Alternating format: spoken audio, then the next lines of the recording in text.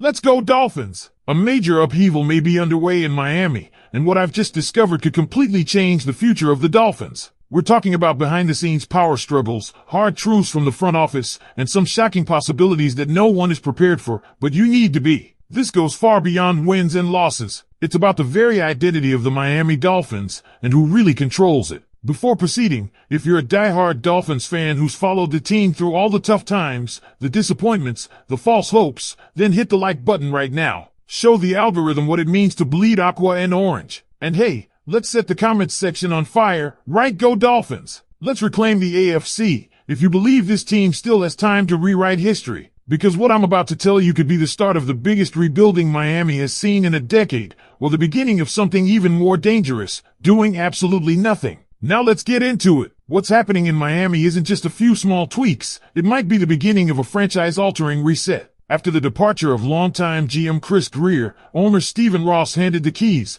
at least temporarily, to Champ Kelly, a man with a fresh set of eyes, a sharp analytic background, and a unique story that Dolphins fans need to hear. Kelly didn't come from some typical NFL executive background. Raised by his grandparents in a small North Florida town after being born to parents who struggled with drug addiction, he worked his way up from a quarterback at Kentucky to a computer science grad working for IBM before finding his calling as a scout with the Denver Broncos in 2007. That's where his path first crossed with Mike Mcdaniel, both branches from the Kyle Shanahan tree. That connection? Crucial, because it explains a lot about the decisions being made now, and maybe what's coming next. Kelly made his debut as interim GM on Halloween, poetic timing for a franchise haunted by missed expectations and fourth-quarter collapses. At 3-7, with 3 blowouts and 4 heartbreaking late-game losses, the Dolphins are far from playoff contention. But Kelly isn't here just to plug holes. He has the full authority to do whatever's necessary to flip the script, and his press conference in Madrid made it crystal clear.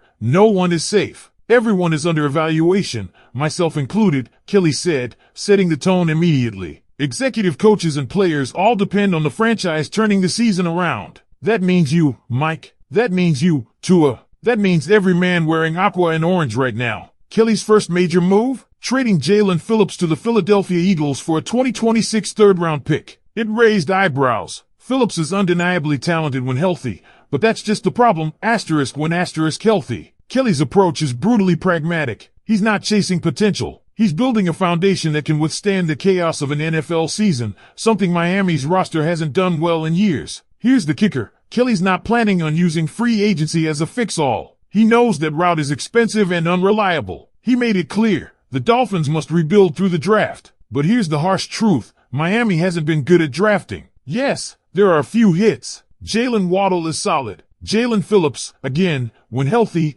was a promising edge rusher. Andrew Van Ginkel, Christian Wilkins, and Robert Hunt all gave this team valuable production, but they're no longer with the team. This inconsistency in drafting has left Miami in a vicious cycle of overpaying for free agents just to stay competitive. Remember names like Ndamukong Suh or Mike Wallace? Those were desperation plays. Big checks, little return. And now, Miami's at risk of repeating history. Kelly understands the blueprint. He's seen it work in Philly, where the Eagles built a sustainable contender by drafting right and creating a culture that attracts veterans willing to play for less to win more. That's the dream. But the Dolphins? Right now, they're the opposite. Free agents see a paycheck, not a ring. Meanwhile, Mike Mcdaniel remains at the center of controversy. Kelly openly praised McDaniel's offensive creativity, calling him a guru and acknowledging his ability to adapt despite a battered offensive line. But let's be real, there's a growing sense that McDaniel might be more suited for an OC role than the top job. The team's discipline issues, penalties, and repeated collapses start at the top. And 4 years into this regime, nothing has changed. Sure, McDaniel shows emotion now, yelling on the sidelines,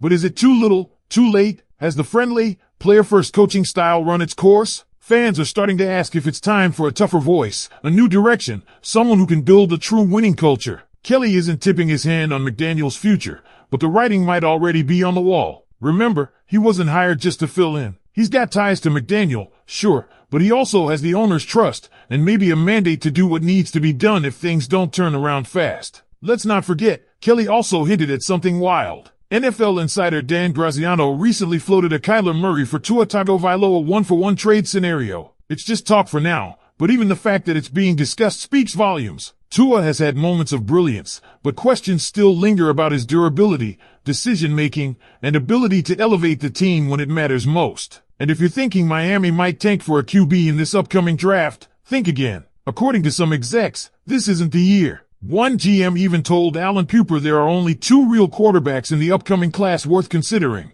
and the real elite talent isn't coming until 2027. So if you're hoping for a savior through the draft, not happening soon. Because here's the thing, this situation isn't just about fixing a few positions or tweaking the playbook. It's about reshaping an entire culture that, for years, has flirted with mediocrity and collapsed when expectations rise. And now, with Kelly at the helm, even temporarily, we're finally hearing a tone of accountability that's been missing in South Florida. Kelly's words aren't just lip service. This man is battle-tested, and you can hear the edge in everything he says. We've had performances that have not made our fans proud, he admitted. And let's be honest, he's not wrong. Fans have endured sloppy starts, boneheaded penalties, and late-game implosions too many times. It's exhausting, and for a team as talented as this one, it's unacceptable. What stood out even more was Kelly's emphasis on physicality and execution, 2 traits that championship teams live by and Miami has lacked. He believes that belief creates behavior, and behavior dictates results. It's a nice sentiment,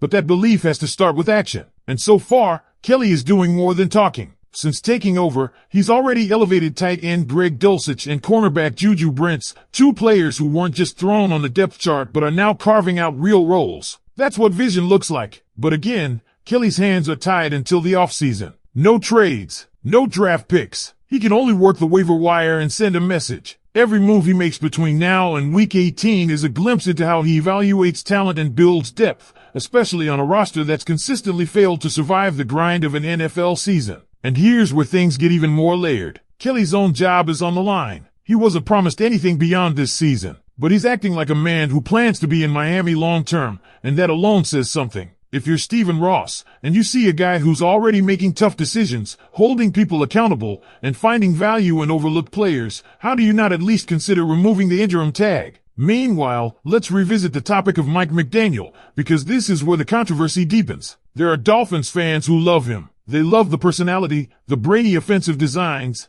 and the vibes. But vibes don't win in January. And as fun as he's been to watch, his record when it matters is troubling. Missed opportunities, clock mismanagement, red zone inefficiency, defensive breakdowns. These are the cracks in the foundation that get exposed in the playoffs, and Miami hasn't been built to survive that storm. And you have to ask yourself, after 4 years, if the team still looks this undisciplined, this fragile, this inconsistent, where does that leave us? Is it just the players? Or is it something deeper? Kelly seems to be evaluating everything. If Mcdaniel wants to keep that headset in 2025, he's going to have to prove that he can lead a locker room as well as he draws up XS and OS. And then there's Tua, another polarizing figure. At times, he looks like a franchise QB, quick reads, accurate throws, command of the offense. But then come the interceptions, the awkward sacks, and the long stretches of stagnant drives. You can see why some in the front office might be wondering if it's time to move on. The Kyler Murray speculation is wild, but it's not entirely off base. Both quarterbacks have talent. Both have baggage. A one-for-one swap might seem insane at first, but Kelly is clearly open to anything that could bring long-term results. It would shake up the